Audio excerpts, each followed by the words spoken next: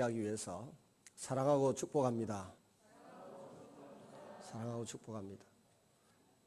1층에 유치부실에도 사랑하고 축복합니다.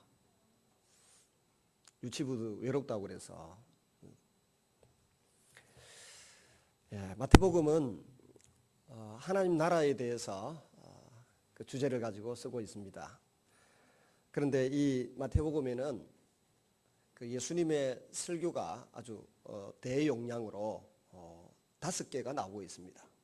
그 중에 첫 번째 대용량 설교가 산상보훈이라고 해서 마태복음 5장에서 7장까지 하나님 나라에 속한 백성들은 어떻게 살아야 되는가에 대해서 말씀하고 있습니다. 그리고 두 번째가 오늘 우리가 읽은 이 마태복음 10장입니다. 그래서 예수님이 하나님 나라를 널리 전파하고 선포하기 위해서 제자들을 12명 선택해가지고 세상에 파송하시면서 그 제자들에게 주신, 제자는 이렇게 이런 마음가짐을 가지고 사역을 해야 되고 살아야 되고 활동해야 된다, 그런 지침을 준 것이 마태복음 10장에 나오고 있습니다. 그리고 마태복음 13장에는 세 번째 예수님의 대용량의 설교가 나오는데 7가지 비유를 들어서 천국은 이런 것이다, 천국을 어떻게 말로 설명하기가 곤란하니까 예를 들어 비유를 들어서 7가지 비유를 들어서 설명을 하고 있습니다. 그리고 마태복음 18장에 가면 이제 네 번째 예수님의 대용량의 설교가 나오는데 그걸 가리켜서 교회 생활은 이렇게 하는 것이다. 주제가 보면 용서죠. 용서입니다. 교회 생활에 대한 주제는 용서로 사실은 결론 지을 수 있어요. 제가 왜 용서란 말을 집어넣는가 하면은 추석 명절에 이제 집에 가보시고 부모님 만나고 형제간들 만나보니까 용서라고 하는 것이 없으면 얼마나 고통스러운 관계가 지속되는가를 조금씩 느낀 분들이 계실 것입니다. 부모가 자녀를, 자녀가 부모를 이해하고 용서하는 게 없으면 이 가족은 되기 어려워요. 그래서 교회도 용서함이 없이는, 허물을 덮어줌이 없이는 결코 하나님 나라 백성의 공동체로서 제대로 유지되기가 힘들고 어렵습니다. 그래서 예수님이 설교한 내용들 가운데 이 네 번째로 이 마태복음 18장은 용서에 대한 것으로 가득 채워져 있습니다. 그리고 5번째 예수님의 설교는 마태복음 23장에서 25장까지 종말에 대해서, 이 지구의 우주의 종말, 그리고 우리 일생의 마지막을 주님이 23장, 24장, 25장에 걸쳐서 쭉 설교하고 계시는 것을 볼 수가 있습니다. 그래서 마태복음 이걸 5대 강하다, 5대 설교다 이렇게 이야기하는데, 마태복음을 제가 강의해 오면서 1장, 2장, 3장, 4장까지 다 좀 상세하게 한 편이에요. 그것도 상세하게 한 게 아니고요. 하여튼 그래도 좀 다 다룬 것입니다. 그랬는데 산상수훈에 가서 방대한 내용의 분량을 짧게 1시간에 지난주에 했습니다. 그리고 오늘 이제 10장으로 넘어왔는데요. 8장에서 9장까지의 내용은 뭔가 하면 예수님께서 하나님의 나라는 이렇게 이루어진다라고 하는 모습을 보여준 거예요. 그래서 여러 가지 치유의 사건이 일어나고 악한 영이 떠나는 사건이 일어나고 질병이 치유되는 사건이 일어나는데, 하나님 나라가 임할 때 이런 고통스러운 것들이 하나님 나라의 주인 되신 예수님과 함께 사라진다는 것입니다. 질병이 사라지고 악한 영이 사라지고 관계가 회복되기 시작한다는 겁니다. 그래서 이 하나님 나라의 회복을 위하여, 완성을 위하여 이미 시작되었지만 너희가 기도해야 된다. 뭘 기도하라고요? 추수할 일꾼을 보내달라. 우리 하나님 나라의 확장을 위해서, 수많은 영혼을 추수하기 위해서 너희는 이렇게 기도하라. 추수할 일꾼을 보내달라고 기도하라. 우리 가정에도, 우리 교회에도, 이 지역사회에도 하나님 나라 확장을 위하여 수많은 영혼을 구원하는 데 필요한 추수할 일꾼을 보내달라고 기도하라고 했으니까, 하나님이 주신 기도의 제목을 붙들고 기도하면 하나님이 그 사람을 쓰십니다. 그 일에 동력하는 여러분 되시기를 주님의 이름으로 부탁을 드립니다. 그리고 이제 이 10장에 들어와서 보면 제일 먼저 등장하는 것이 1절이죠. 예수께서 그의 12제자를 부르사, 제자는 주님이 불러서 선택하시는 것입니다. 처음에는 자기가 되고 싶다고 아무나 제자가 되는 게 아니고 따르는 군중들 가운데서 주님이 특별히 12명을 불러서 선택했습니다. 그리고 불러 세우시면서 그 목적이 뭔가 하면 마가복음 3장 14절에 보면 자기와 함께 있게 하시고, 첫째는 주님과 함께 있게 하시고 나가서 전도도 하며 귀신을 내어쫓는 건세를 주려 함이라 그랬습니다. 주님이 제자를 12제자를 불러서 선택하신 목적을 세 가지로 이야기했는데, 첫째가 주님과 함께 있는 것, 둘째가 나가서 하나님 나라를 전하는 것, 전도하는 것, 셋째는 악한 영들을 물리치는 건세, 권능을 주기 위함이다. 이 세 가지를 이야기하는데, 오늘 우리가 읽은 본문에는 자기와 함께 있게 하시고는 지금 마태는 빼고 있습니다. 그리고 더러운 귀신을 쫓아내며 모든 병과 모든 약한 것을 고치는 권능을 주시니라. 여기에 이 권능을 주시니라 할 때 내용을 뒤져보면, 원어를 분석하고 정리해보면 안수기도를 해서 그 능력의 그 임파테이션 혹은 부어주심을 위한 기도가 있었다는 것입니다. 그래서 목회자를 안수하여 세울 때나 교회 장로님을 안수하여 세울 때, 안수집사님 교회 중직자를 세울 때 그 목사님들이 안수를 합니다. 안수를 하는 이유가 뭔가 하면 그들에게 있는 믿음이나 그들에게 있는 하나님의 은혜가 그들에게 다 전이되고 전파되어서 하나님의 몸된 교회를 섬길 때에, 성도들을 섬기고 세상에 나아가 살아갈 때 그 주님의 능력이 그들에게 전달되도록 하기 위해서입니다. 근데 12제자를 가만히 보면 이름을 언급하고 있는데 둘씩 짝을 지어서 6상이 나옵니다. 근데 제일 그 10장에 보면 이 원문에는 빠져 있는데요, 12사도의 이름은 이러하니 첫째로라고 하는 말이 들어가 있습니다. 첫째로 베드로라 하는 시몬을 비롯하여 이렇게 나오고 있습니다. 근데 첫째로가 지금 우리 이 성경 번역하면서 빠져 있어요. 그래서 베드로가 주님의 수제자라고 하는 말을 사용할 때 이 첫째로라고 하는 말이 우리는 빠져 있으니까 언급을 안 하는데, 첫째로라고 언급을 했기 때문에 수제자다 주님 그렇게 호칭을 안 하고요. 마태복음 16장에 나오는 주는 그리스도에서 살아계신 하나님의 아들이시오 그리스도이다, 그러면서 내가 이 반석 위에 이 교회를 세우겠다, 천국의 열쇠를 준다, 이것까지 연관지어서 예수님의 수제자가 베드로다, 그렇게 보는 근거가 된다는 것입니다. 그런데 여기 이 제자들을 가만히 보면 이 제자들이 온 창원 시내, 온 조선 팔도에서 사람들이 다 몰려와서 이렇게 생활하고 있듯이 이 출신 성분들이 다 그렇습니다. 다 어부도 있고요, 아주 글을 잘 쓰고 공부를 잘했던 마태 같은 사람도 있고요, 또 동계산에 남달리 빨랐던 유다 같은 사람도 있고요, 민족의 독립을 쟁취하겠다고 독립운동을 한참 펼쳤던 이 4절에 보면 가나나인이란 말인데, 이 아람어로 열심당이란 표현입니다. 아람어를 그냥 음력에서 그대로 써놓았어요. 가나나인. 나는 가나안인인데 이걸 잘못 썼나 싶어서 열심히 뒤져봤더니 이 아람어입니다. 가나나인이라고 해서 열심당이라는 표현인데, 독립투사인 시몬이 또 있었습니다. 그런가 하면 성경 묵상을 잘했던, 열심히 읽고 묵상했던 나다나엘 같은 사람, 바돌로메죠. 바돌로메 같은 사람도 있고요.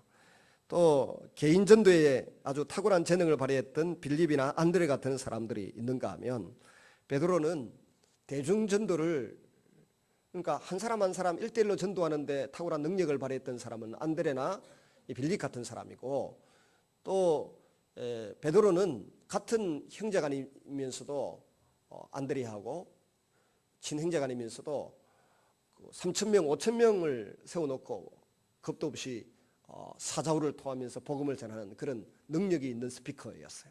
이게 다양한 출신 성분이 있어요. 함께 설 수 없고 앉을 수 없고 한 식탁에 앉을 수 없는 사람들이 함께 주님과 더불어서 하나님 나라의 공동체의 일원이 되었다는 사실을 볼 때, 주님의 몸된 교회는 우리의 어떤 선입견이나 우리의 감정이나 선호도를 가지고 누구는 우리와 함께 할 수 있고 누구는 함께 할 수 없다, 이렇게 말해서는 안 된다는 겁니다. 왜냐하면 예수님이 12제자를 구성하실 때에도 보여주신 그 모습을 보면 전혀 원수지간 같은 사람끼리, 또 아니면 수준과 기질이 맞지 않는 사람들, 취미생활이 맞지 않는 사람들이 주님의 이름으로 천국을 바라보고 천국을 소망하면서 성령의 감화와 감동 가운데 하나로 주의 몸된 교회를 세우고 하나님 나라 확장하는 일에 쓰임받았다는 것을 볼 때, 오늘 우리 시대를 살아가는 우리 교회도 이 일은 여전히 가능한 줄로 믿습니다. 마음을 비우고 주님만 바라보면 이 일은 가능하다는 것입니다. 근데 이제 5절에서부터 보시면 12제자를 23절까지 파송하는 장면이 나옵니다. 5절에 가만히 보시면 이 12를 보내시며 명하여 이르시되 이방인의 길로도 가지 말고 사마리아인의 고을에도 들어가지 말고 오히려 잃어버린 이스라엘 집에 잃어버린 양에게로 가라 그랬습니다. 가면서 전파하여 말하되 천국이 가까이 왔다. 세례요한도 천국이 가까이 왔다. 예수님도 천국이 가까이 왔다. 파송받은 제자들도 천국이 가까이 왔다. 이걸 핵심 주제로 강조하고 있는 것을 볼 때 우리는 마태복음에서 천국을 발견하지 못하면, 천국의 실상이나 천국의 임박성, 긴급성을 발견하지 못하면 성경을 읽어도 잘못 읽는 것입니다. 사람은 자기 보고 싶은 것만 보고, 자기 듣고 싶은 것만 듣고, 자기 기억하고 싶은 것만 기억을 해요. 그래서 탁월한 사람은 훈련을 받고 교육을 받는 목적은 자기 중심으로 보고, 자기 중심으로 듣고, 자기 보고 싶은 것을 보는, 이걸 좀 깨뜨려버리고 있는 그대로 다 보는 훈련을 받습니다. 그게 비평가이고, 그걸 잘하는 사람이 이제 균형 잡힌 그 사고, 시각, 리더가 될 수 있는 거죠. 갖춘 리더가 될 수 있는 거죠. 설교를 들어도 자기 듣고 싶은 거 듣지, 정말 설교자가 강조하는 핵심이 뭔가를 놓치는 경우가 많이 있습니다. 기분 나쁜 거 기억을 하든지 아니면 기분 좋은 거 기억하든지 그럴 가능성이 많고요. 정말 그 많은 것을 이야기하면서 강조하는 핵심이 뭔가를 놓치는 거예요. 그래서 믿음이 자라지 않거나 아니면 자기 중심의 이 카테고리를, 범주를 깨지 못하는 일들이 종종 발생합니다. 성경에서 특히 마태복음을 읽으면서 천국에 대한 하나님의 메시지가 뭔지, 그리고 마태가 강조하려고 하는 핵심 키포인트가 뭔지를 자꾸 발견할 수 있어야 됩니다. 일단 5절에서 15절은 복음 선포, 천국을 전파하기 위해서 이곳저곳 옮겨 다니는 것과 연관된 교훈을 줍니다. 막 여행하면서 복음을 전할 때 이런 마음가짐을 가지고 하라. 그 다음 16절에서 23절은 그렇게 할 때 예견되는 박해와 또 관련된 여러 가지 교훈들을 제시하고 있습니다. 일단 먼저 이방인과 사마리아 지역을 제외한 잃어버린 이스라엘의 양들에게로 가라라고 하는데, 이게 약간 상충되는 이야기지 않습니까? 예수님은 온 인류의 구세주로 오셨고, 또 갈릴리 지역은 원래 이방인들이 많이 살던 곳입니다. 왜 예수님 당시에 이방인들이 많이 살았습니까? 벌써 바빌론에게 망하고 페르시아의 통치를 받고 알렉산더 대왕에 의해서 통치를 받고 또 에집트에 의해서, 시리아에 의해서 지배를 받으면서 지내다가 로마가 지배한 지 이제 약 60년이 지났는데, 그 사이에 이스라엘 사람들은 가나안 땅에 별로 살지 않고 여기저기서 온 아수르 제국이 옮겨 놓았던 그 아랍 지역에 있는 사람들이 지금의 그 이라크나 저 터키나 또 이란 지역에 있던 사람들을 사마리아인들은 빼가지고 옮겨버리고 그쪽에 다 옮겨놨잖아요. 그러니까 갈릴리 지역은 원래 이방인의 땅이고 이방인들이 사는 곳이에요. 그런데도 주님이 말씀하시기를 그런 이방인들의 길로도 가지 말고 사마리아인의 고을에도 가지 말아라, 이 말씀을 하셨다는 거예요. 마태는 다른 사람 놓치는데 마태는 이걸 기억하고 기록해 놓았는데 왜 그랬을까요? 마태는 성경을, 마태복음을 기록하면서 이걸 읽어야 될 사람이 누구라고 생각하고 썼다고요? 구약의 성경을 잘 배경을 알고 메시아 오기를 사모하고 하나님 나라가 이루어지기를 꿈꾸고 기대하는 사람들, 사전 지식이 풍성한 사람들에게 썼어요. 근데 이방인들 보세요. 저 터키 사람이나 이라크에서 이사 온 사람이나 저 페르시아에서 이사 온, 이란에서 이사 온 사람들은 구약의 배경 지식이 없어요. 그래서 무슨 말인지 잘 모릅니다. 예를 들어 이민 온 사람들에게, 우리 조선 사람들에게는 몽고만 점이 있다, 한국 사람들. 그럼 그건 뭔 소린데?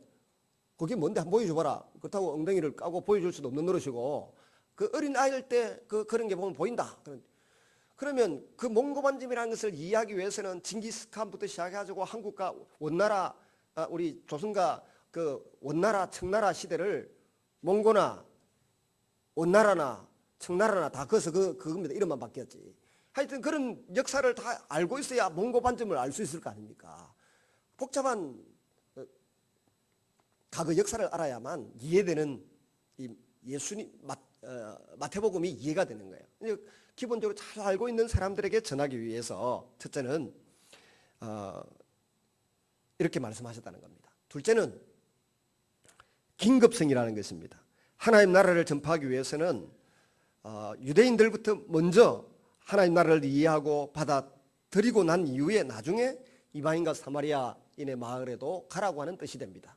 실제로 예수님은 부활하신 이후에 하늘나라로 올라가시기 전에 40일 동안 이 땅 위에 계시면서 마지막 순간에 뭐라고 하셨습니까? 너희에게 성령이 임하시면 너희가 권능을 받고 예루살렘과 사마리아와 온 유대와 땅 끝까지 가라고 말씀하셨습니다. 그러니까 우선은 이스라엘 사람들, 잃어버린 내 백성들을 구원하라고 말씀하셨던 것입니다. 그리고 전도자로 나서게 되면 이런저런 많은 준비가 필요합니다. 주님은 이미 권능을 주셨기 때문에 8절을 보시면 천국이 전파했다라고 나가서 선포하면서 뭐 하라 그랬습니까? 첫째, 병든 자를 고쳐주라. 둘째, 죽은 자를 살리라. 셋째, 그 당시에 불치병, 나병 환자를 깨끗하게 하라. 고쳐주라. 네 번째, 귀신을 쫓아내라. 다섯 번째, 공짜로 받았으니까 공짜로 다 해주라는 것입니다. 대가를 기대하지 말고. 오늘날도 보면 부흥회 강사로 다니는 분들 가운데, 간증 강사로 다니는 분들 가운데 어떤 분은 아예 처음부터 내 사례는 얼마다 이렇게 정해놓고 오겠다고 하는 사람도 있어요. 유명한 그 여전우사라고 뭐라더라고. 제가 우리 교회 남자 집사님들이나 여집사님 들고 한 번씩 농담하는 분이 있습니다. 그분 까불면 가방 들리가지고 간증할 때 따라다니도록 만든다 하는 그분 꼭 액수를 이야기를 하고 또 뭐 어떤 이상한 사람들은 액수를 이야기. 그래서 성도들이 신뢰를 하면서도 믿음이 안 가는 행동을. 주님의 가르침은 거저 받으니까 거저 주라는 겁니다. 근데 가끔 우리가 외부에서 온 부흥사나 또 외부 분들에게 그 정해진 게 아니고 사례라고 하면 사례. 목회자의 생활비도 월급이다라고 말하지 않고 사례라고 말합니다. 그 말은 감사해서 주는 것만큼 받는 거예요. 근데 가끔 어떤 분들은 연말이 되고 연시가 되면 자기 사례는 이만큼 내라고 신경질을 벌이고 각축전을 벌리는 사람들이 있어요. 그건 이 말씀을 몰라서 그런 거예요. 그래서 목회자의 생활은 사례 주면 받는 거 안 주면 안 받는 거예요. 그래서 사례비라는 표현을 씁니다.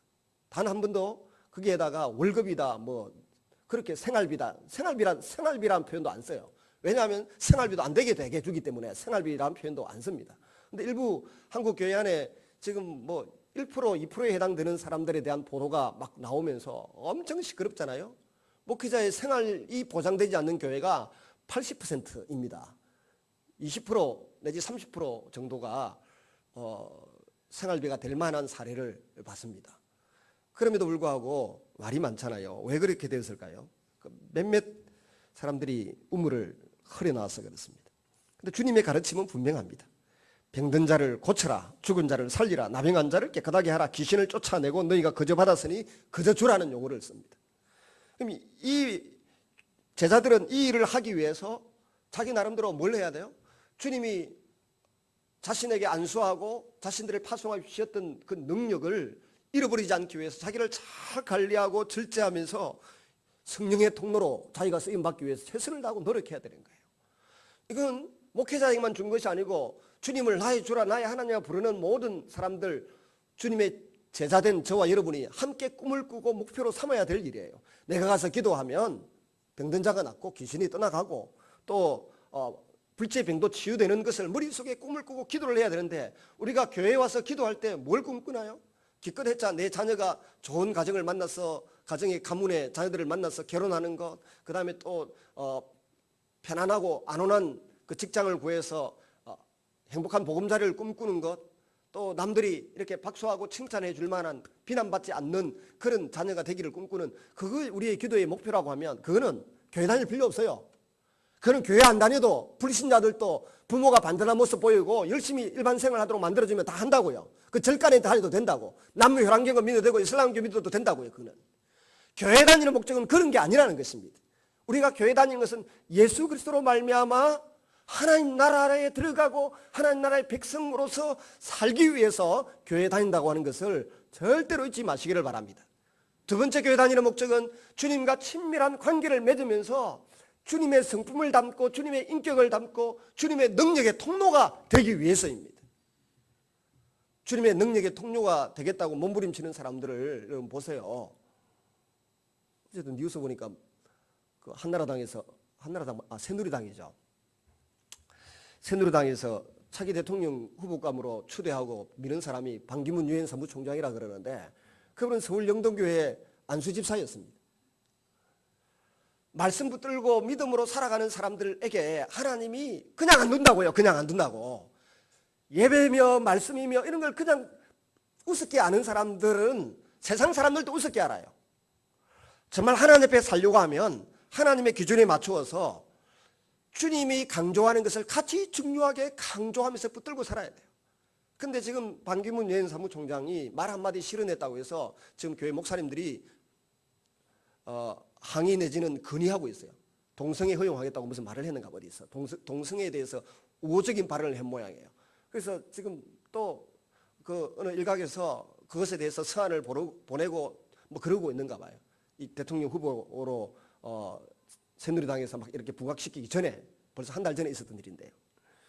하나님의 자녀가 말씀을 따라 가겠다 그러고 또 말을 하고 행동을 하고 성실하게 살아가면 세상이 나중에는 저 사람 데려다 써야 되겠다 할 정도로 나오는데 그 말씀을 따라 제대로 안 가니까 뭐 무신론자 동아리에서 뭐 전도 반대 스티커 만들어 가지고 뿌리고 뭐 그런 일도 일어나게 되는 것입니다. 그래서 어떻게 하든지 우리는 하나님 말씀을 가지고 내 생각을 내 마음을 그렇게 가득가득 채울 수 있기를 바랍니다. 그리고 전도자로 나서면 주님이 일꾼의 삭선 주님 자신이 책임져 주신다고 말씀합니다. 어떤 집에 들어가서 복을 빌면 그 집에서 당연히 살해할 것이라고 주장합니다. 그 사례로 먹고 살게 될 것이라고 말합니다. 그러나 그것을 미리 조건 삼아서 사익하지 말라는 것입니다. 내가 신방 가주니까 신방 가면 이만큼 뭐 내놔라. 내가 너를 위해서 기도해 주면 어느 기도원에 가면 뭐 손 몇 번 얹어 안수기도 해주는데 얼마 내라. 공공연하게 일어나서 문제가 되지 않습니까? 또 어리숙한 성도들은 자기 몸이 병들고 힘드니까 뭐 그러면 뭐가 되는 줄 알고 돈을 갖다 바치는 판이고 그런 게 아니에요. 성경에 보면 하나님 앞에 서원하면서 기도받는 경우도 있습니다만은 대부분 거의 99.9%는 뭡니까? 은혜에 감사해서 감사를 표현하는 것에 불과합니다. 안 해도 그만이고. 그리고 그 집에 제자들이 전도하러 가서 어떤 지역에 가거든. 어떤 지역에 아무 집이나 들어가지 말고 평판을 들어보든지 기도를 해보든지 표정을 보든지 어떻게 살펴서라도 합당한 집을 찾으라는 것입니다. 11절 보면 어떤 성이나 마을에 들어가든지 그 중에 합당한 자를 찾아내어 너희가 떠나기까지 거기서 머물라. 합당한 자가 있다는 것입니다. 하나님 나라의 일을 도와줄 만하고 나그네 대접을 잘할 만한 합당한 사람이 있다는 것입니다. 여기에는 많은 배경이 있습니다만 일단 그 집에 들어가면서 뭐 하라 그랬습니까? 평안하기를 빌라 그랬는데 평안하기를 비는 기도문이 있었다고 합니다. 히브리인들 즉 유대인들은 어떤 가정에 들어가서 일을 할 때 평안하기를 빌어주는 기도문이 있는데 제가 그 기도문을 외운다고 노력을 했는데 안 외워지더라고요. 잘 4구절 정도 5구절 정도 되는데 제가 읽어드리겠습니다. 이 문을 통해서 슬픔이 들어오지 않게 하시고 이곳에 아무런 어려움이 없도록 하시고 이 문을 통해서 아무 두려움도 들어오지 않게 하시고 이곳에 아무런 다툼도 있게 마시고 이 집이 기쁨과 평화의 복으로 가득 채워지게 하소서. 외워야 되지 않겠습니까? 슬픔이 들어오지 않게 하시고 어려움이 없도록 하시고 아무 두려움도 들어오지 않게 하시고 다툼도 없게 하시고 이 집이 기쁨과 평화의 복으로 가득 채워지게 하소서 그랬습니다. 자, 이것도 카카오톡에 해서 보내든지 카피를 해놓든지 하겠습니다. 비르가트 하바이트라고 하는 히브리어로 된 기도문이 있더라고요. 주로 이 기도문을 가지고 어떤 집에 들어가서 그렇게 복을 빌어주었다는 것입니다. 근데 만약에 이런 복을 빌어줌에도 불구하고 누구든지 너희를 영접지도 아니하거든 그냥 뭐 불평하고 원망하지 말고 발에 먼지를 털어버리고 그냥 조용히 돌아서 나오라는 것입니다. 영접하지 않는 사람들에게는 어떤 벌이 임한다고요? 내가 진실로 너희에게 이르노니 심판날에 소돔과 고모라 땅이 너희 그 성보다 견디기 쉬우리라. 옛날에는 우리 한국 땅에도 이렇게 빈손으로 전도지 들고 전도하러 다니는 그런 청년들이 많았습니다. 요즘은 그런 전도하러 다니는 청년들 보기도 힘들고 배낭에 전도지 짊어지고 다니면서 뿌리는 사람도 힘들고 그런 시대입니다. 근데 그 이희돈 장로님 세계무역센터의 수석부 총재인 이희돈 장로님 가족은 지금도 틈만 나면 배낭에다가 전도지 집어넣어두고 멕시코나 오지에 가서 전도지 뿌리고 길거리에서 뿌리고 그러고 다니다. 자가용 리무진 2대에 자가용 전용 제트기까지 있는 사람이 가방에 넣고 전도지 뿌리고 다닌다. 주님이 자기가 주님을 사랑하고 주님의 사랑을 받으니까 그 일을 해야 되겠다고 생각이 되는 거고 그렇게 하다 보니까 하나님이 믿을만하다고 생각하는 거예요. 믿을만하다고 생각하니까 자꾸 쓰시는 것입니다. 저와 여러분도 그런 쓰임새 있는 일꾼들이 될 수 있기를 바랍니다. 왜 주님이 이런 말씀을 하시는가 하면 이방 사람들은 이 말이 잘 이해하기가 어렵습니다. 그런데 이스라엘 땅과 그 주변에 있는 사람들은 이 말이 피부에 와닿고 너무 쉽다는 겁니다. 왜냐하면 광야의 법칙이라고 하는 것이 있었다고 합니다. 광야의 법칙. 그것은 나그네 대접이라고 합니다. 어떤 나그네가 그 마을로 들어와서 자기 집에 오면 사실은 고대 사람들은 서로 정상적인 그 분위기가 있는 마을들은 그 손님을 자기 집에 서로 모셔가서 대접하기 위해서 노력을 했다고 합니다. 근데 대개의 경우 좀 집도 번듯하고 살만한 집에 손님이 들어가지 않겠습니까? 그러면 그 접대하는 집은 3일간의 음식, 3일간의 물을 공급하는 것이 아주 일반적인 풍습이었다고 합니다. 그 정도 휴식을 취하게 하고 그 정도를 가지고 떠나도록 만들어 주었다고 합니다. 이것이 지켜지지 않는 공동체나 사람들은 나중에 그에 상응하는 대가를 받게 되어 있었습니다. 나그네를 영접하지 아니하는 자들에게는 나그네를 영접하지 않는 사람이라고 하는 낙인을 찍어서 모욕과 수치를 받도록 했다는 것입니다. 그러므로 영접을 거절당한 나그네가 자신을 거절한 집이나 동네를 향하여 발에서 먼지를 떨어버리는 행위를 하게 되는 겁니다. 나그네를 거절한 당신의 행위로 인해서 내가 만약에 죽게 된다고 하면 그것은 모두 당신 책임이요 라고 하는 심각한 저주의 표현이었다고 합니다.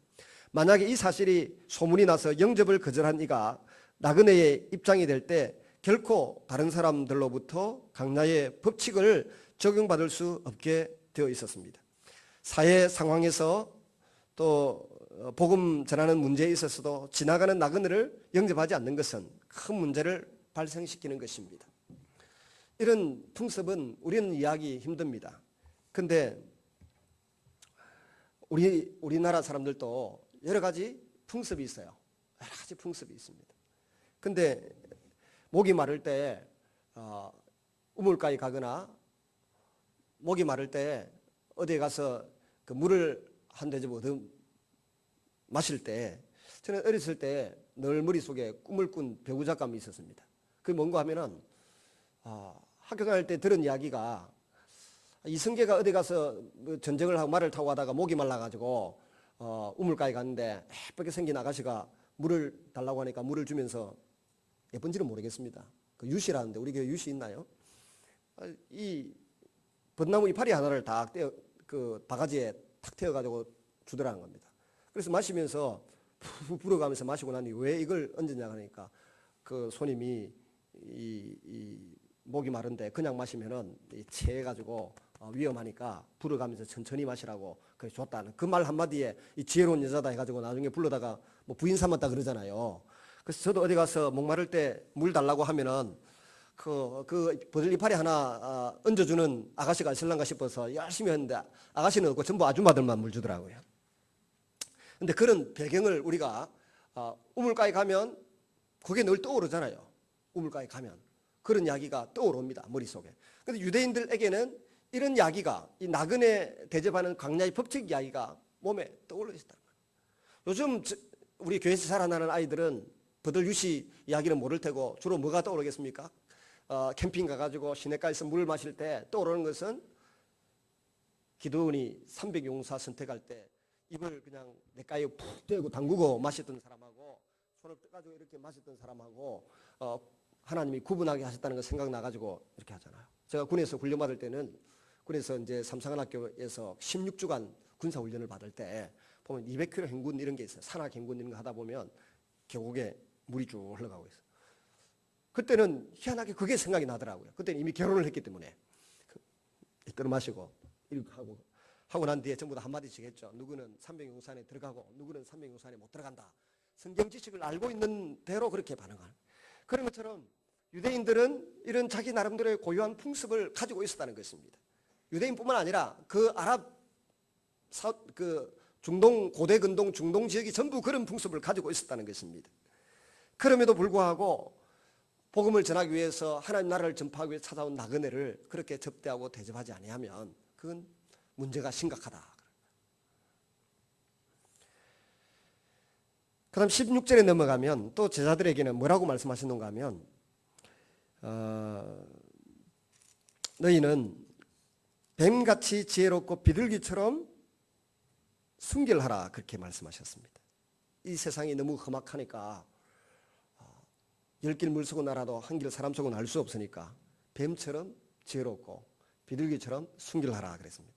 뱀은 혓바닥이 2개입니다. 보면 해가 갈라져 가지고 2개가 나오고 있어요. 그러니까 혀가 2개라는 말은 혀가 하나만 있어도 말을 그렇게 다 잘하는데 혀가 2개라는 것은 말을 보통 사람보다 더 잘한다는 이야기입니다. 그 말을 잘한다고 하는 것은 한편으로는 지혜롭다는 뜻입니다. 현란한 말솜씨로 남을 잘 속인다는 뜻입니다. 결국 히브리인들에게는 하나님께서 지으신 모든 들짐승들 가운데 뱀이 가장 말을 잘하는 지혜로운 짐승이었습니다. 예수님이나 요한은 세례 요한은 바리새인들이나 사두개인들이 자신에게 다가올 때 뭐라고 그랬습니까? 이 독사의 새끼들아 그랬습니다. 뱀이라는 표현을 썼습니다. 왜냐하면 그 말의 의미는 이 독사의 새끼들아 이렇게 했을 때는 그들이 율법을 가르치고 토라를 설명해 주는 사람이었을 뿐만 아니라 말을 잘하는 사람들이었다는 것입니다. 그리고 모두가 지혜롭게 가르치는 것 같았고 말씀을 잘 가르치는 사람들처럼 보였습니다. 그런데 세례 요한의 입장에서 예수님의 입장에서 보니까 그들이 하는 말은 진정한 율법의 의도를 따라서 사람의 생명을 살리는 말이 아니었다는 겁니다. 말만 분들하게 잘했지 사람들을 전부 다 죽게 만들고 전부 아전인수격으로 해석해서 자기한테 유리한 대로 사용하고 있는 사람의 영혼을 파멸에 이르게 하는 그런 말들을 했다는 것입니다. 말을 한없이 잘해서 정말 지혜로워 보이지만은 실제로는 그 안에 죽이는 독이 가득한 그런 뱀들이라는 것입니다. 그들이 하는 말은 에덴 동산에서 하와를 간과한 말로 꼬여서 결국 죽게 만든 뱀이 했던 말과 같은 간교한 말이며 그 간교함을 통해서 아담과 하와가 사망에 이른 것처럼 바리새인과 서기관들이 했던 간교한 말로 인해서 백성들이 하나님을 만나지 못하고 죄책감에 혹은 낙담 가운데 죽어가도록 만들었다. 그래서 세례 요한이 이 독사의 자식들아, 독사의 새끼들아 그렇게 했다는 것입니다. 그런데 왜 예수님께서는 당신의 제자들을 여러 고을로 보내실 때에 뱀같이 지혜롭고 비둘기같이 순결하라 그렇게 말씀하셨을까요? 이것은 한마디로 세상에 나가서 복음을 전할 때 말을 지혜롭게 하라는 것입니다. 때나 깨나 그냥 믿으려면 믿고 안 믿으려면 지옥 가쁘라 뭐 이렇게 성질 전도하다 보면 그런 정말 부해를 채운다. 화를 돋구는 대상자가 있어요. 좀 신사적인 사람은 나는 내 양심대로 살면 천국 가겠지요. 이렇게 말하면 좀 괜찮아요. 근데 참 못되게 말하는 사람이 있습니다. 그럼 우리도 갑자기 재성이 살아나가지고 이놈 당신은 막 그래가 지옥 가삐라 하면 지옥 가라 그러면 그때는 막 열을 낸다고 믿지도 않으면서 그렇게 하지 말라는 겁니다. 그렇게 하지 말고 지혜롭게 은혜롭게 해서 어떻게 하든지 간에 그 영혼에게 하나님 나라를 전하고 영혼을 구원하는 일에 힘쓰라는 것입니다.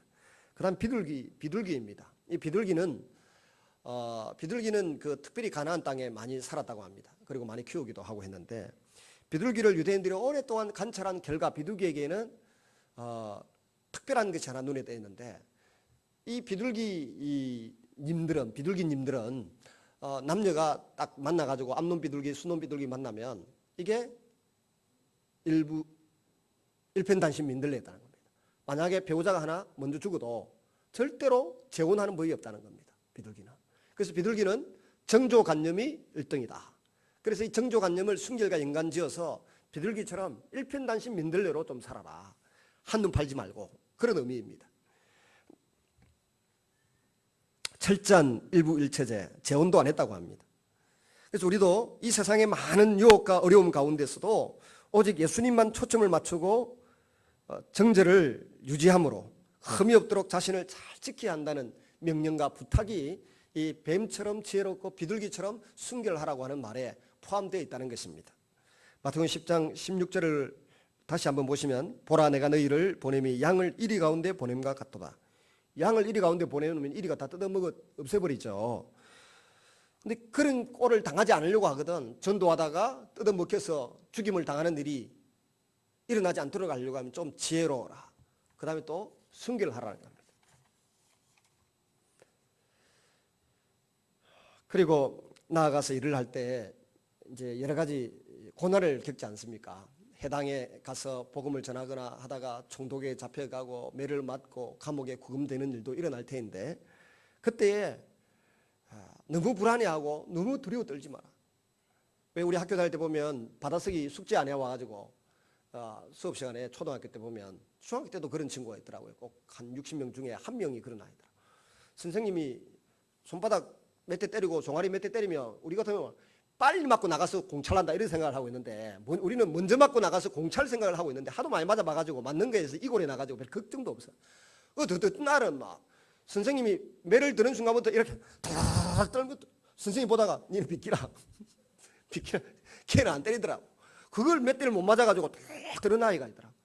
그 두려움이 있으면 아무것도 못하는. 근데 매 맞을 때만 그런 게 아니에요. 내게 어떤 과제만 주어지면 머리가 아픈 거예요. 머리가 아프니까 그런 사람은 2인자의 은사가 있어요. 제가 어제 그랬잖아요. 나는 2인자의 은사가 있다. 창조적으로 일하기보다 하나 딱 샘플이 있고 남이 주장해서 하는 데서 돈 넣는 게 훨씬 나고 재밌지. 1등 해가지고 하는 거 그 골치 아프다. 담임 목사는 이 창조적인 두뇌가 좀 있어야 하는데 이게 머리 아픈 일이에요. 그래서 나는 2등 하고 싶은데. 근데 2인자로 일할 능력이 있는 거예요. 근데 늘 리더가 되는 사람은 창조성이 있어야 돼요.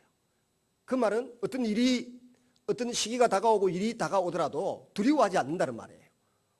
실패하면 실패하는 거고 성공하면 성공하는 거고, 열심히 자기 주어진 능력과 정보를 다 수집해서 계획을 해서 짜고 밀고 나가는 거예요. 그게 리더의 자격입니다. 그런 사람은 두려움이 없어야 돼요. 근데 나가서 복음을 전하라, 하나님 나라를 전파하라, 병을 고쳐주라 하는데 하나님 나라 전파하는 것도 자신이 없으면 안 되고, 병 고쳐주는 것도 자신이 없고 믿음 없으면 안 되고, 그런데 말만 하면 딱 꼬투리 잡아서 감옥에 가두고 매를 치려고 하는 사람들이 있으니까 얼마나 두렵겠습니까? 근데 두려워하지 말라는 것입니다. 왜요? 너희에게는 뭐가 있다고요? 성령 하나님이 계신다. 그 성령 하나님이 적절하게 너희 속에서 할 말을 주실 거니까 이 성령 하나님에 대한 깊은 신뢰를 가지고 전도하러 나가는 것입니다. 그래서 전도자는 여러분 많은 준비가 필요한 것 같지만 사실은 뭐가 있으면 된다고요? 그 속에 하나님의 영이 있으면 내 마음에 대고 말씀하시는 성령의 그 음성에 귀를 기울이면서 말씀을 전하기 시작하면 된다는 것입니다. 아멘도 안 하면 뭐 어쩌란 말입니까? 더 나가란 말입니까? 여기서 그만두란 말입니까? 20절 다시 한번 따라하겠습니다. 너희 속에서 말씀하시는 자 곧 너희 아버지의 성령이시니라. 이 성령 하나님의 음성을 듣고 내가 말을 하려고 하면 평소에 기도 훈련을 많이 해야 되고요.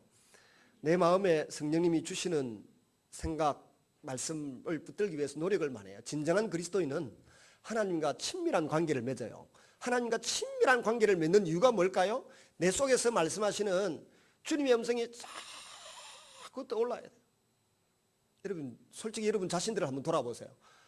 적어도 남자들은 그렇습니다. 남자들은 한 40대까지는 누구의 말이 내 마음에 계속 맴돌고 있나요? 살아계시거나 돌아가신 우리 아버지의 말씀이 내 마음을 지배하고 있어요. 그래서 40쯤 지나가지고 몸에 기력이 좀 쇠해가고 버리도 시원찮고 힘들어지면 그때부터 누구의 말이 제일 마음에 맴돌고 있나요?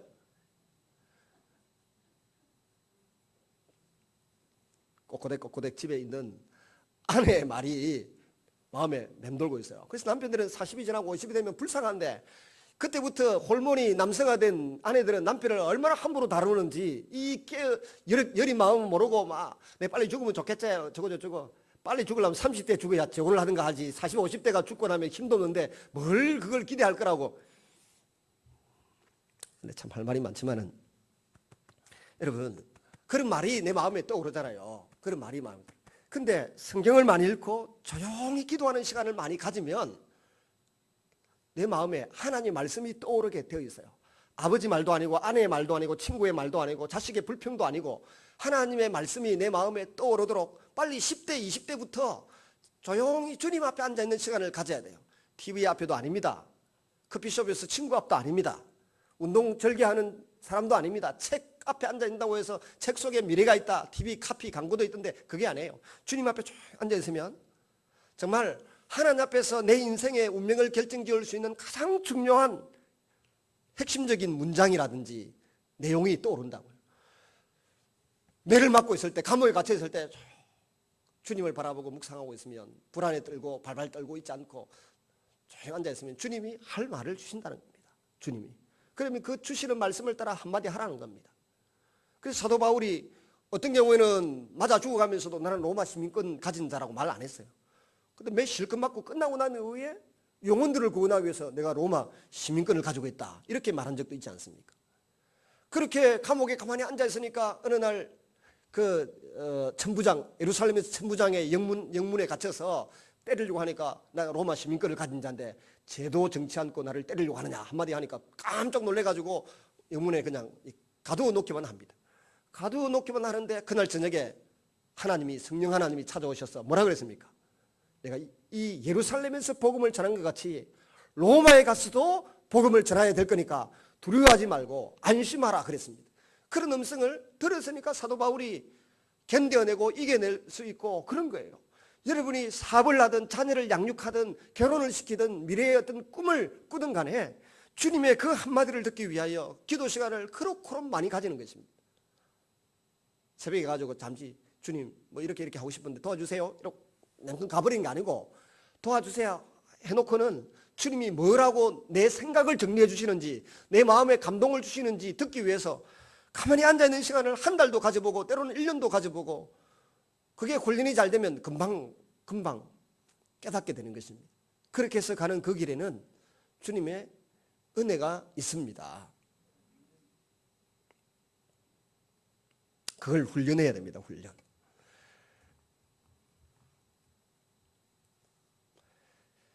자신이 동족이라고 믿어왔던 유대인들에게 잡혀가서 공회에 넘겨질 수도 있고 해당에서 채찍질을 당하게 될지도 모른다는 것입니다. 총독들과 임금들 앞에 끌려갈 수도 있습니다. 곧 형제가 형제를, 아비가 자식을 죽는 데 넘겨주는 상황에 부딪힐 수도 있습니다. 모든 사람에게 미움을 받을 수도 있습니다. 그러나 예수께서 요구하시는 것은 끝까지 견디라는 것입니다. 인내하면서 성령님이 말씀 주시고 이끌어 주시는 데까지 기다리라는 것입니다. 끌려가서 무슨 말을 해야 될까 미리 염려하고 두려워할 필요가 없다는 겁니다. 왜냐하면 성령께서 무엇을 말해야 할지 생각나게 하신다는 겁니다. 요한복음 14장 26절에 내가 보낼 보혜사 성령 그가 오시면 너희에게 모든 것을 가르치고 내가 일러준 말이 기억나게 하리라, 생각나게 하리라고 하셨는데 그 일이 일어나게 될 것이라는 것입니다.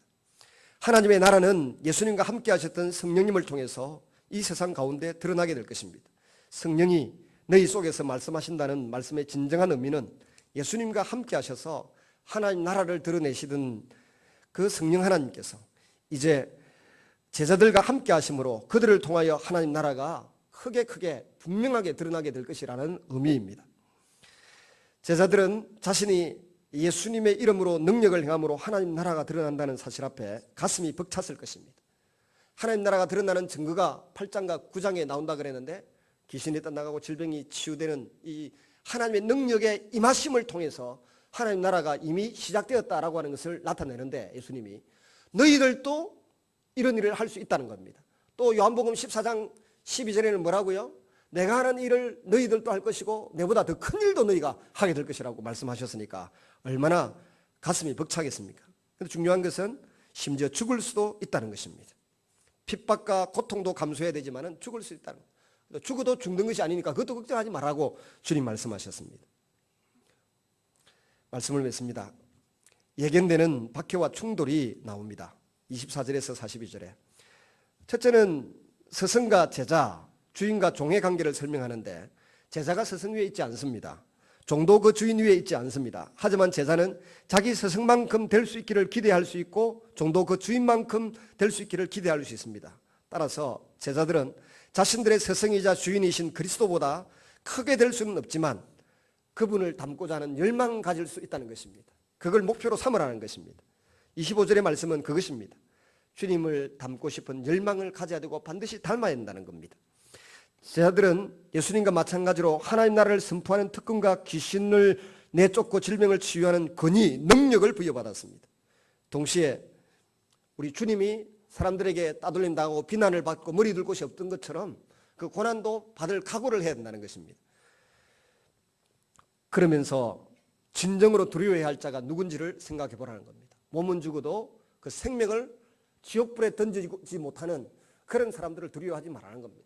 천국과 지옥이 분명히 있으니까 적어도 영과 육을 한꺼번에 지옥에 던져버리는 하나님을 두려워하면서 하나님이 내 영혼을 구원하고 때로 마지막에 육체를 부활시킬 그 하나님에 대한 신뢰와 믿음을 가지고 지혜롭고 비둘기처럼 순결하고 때로 담대하게 주님이 하시던 그 일을 계속하라고 하는 부탁을 주님이 하고 계시는 것입니다. 그리고 소망스러운 것은 하나님께서 29절에서 31절에 보시면 참새 2마리가 한 아사리온밖에 안 되는데 이 아사리온이라는 것은 우리나라 돈으로 치면 1원 혹은 10원이란 말입니다. 이 참새 1마리, 2마리의 운명에 대해서도 하나님은 관심을 가지고 계신다는 겁니다. 세상에서 하나님의 관심이나 통치밖에 있는 것은 아무것도 없다는 것입니다. 따라서 진정한 제자는 거절과 박해 그리고 심지어 죽음에 직면할지라도 두려워할 이유가 없습니다. 두려워하지 말라. 두려워하지 말라. 성경에 365번 두려워하지 말라는 말씀이 나옵니다. 내가 너희와 함께하니까 두려워하지 말라고 365번이나 매일같이 하루에 한 번씩 그렇게 말씀하시는 이 주님의 음성을 듣고 믿음으로 살아가는 사람이 되어야 할 것입니다. 자기 백성의 머리털 하나까지라도 다 세릴 정도로 관심을 갖고 계십니다. 참새도 죽고 제자도 죽습니다. 그러나 제자나 백성들의 고난과 죽음이 하나님의 눈을 벗어나지 않는다는 것입니다. 그들은 참새들보다 더 귀하기 때문에 그렇습니다. 우리의 머리털요 얼마라더라? 머리 3,000개 이시개가 심는데 염가로 싸게 해가지고 300만 원이라고 신문에 광고 많이 나오다 보니까 그 머리가 안 빠지고 다 잘 있는 사람들은 그 3,000개에 300만 원이면 그 계산하면 얼마 됩니까? 한 올에 얼마씩 됩니까? 그런 은혜가 우리한테 있다는 것입니다. 이걸 다 세고 계시는 주님이 나의 안고 일어섬을 아시고 무엇보다 내 마음의 중심이 어디로 흘러가고 있는지 아신다는 것입니다. 그래서 이 마음의 중심이 하나님 앞에 바르게 흘러가도록 하기 위해서 참 애를 쓰고 노력해야 돼. 우리 마음은 자꾸만 엉뚱한 대로 흘러가도록 사단이 유혹하고 환경이 그렇게 우리를 꼬드기고 있습니다. 또 온갖 매력을 가지고 발산하면서 우리의 눈길을 사로잡고 있습니다. 마음을 뺏어가려고 애를 씁니다.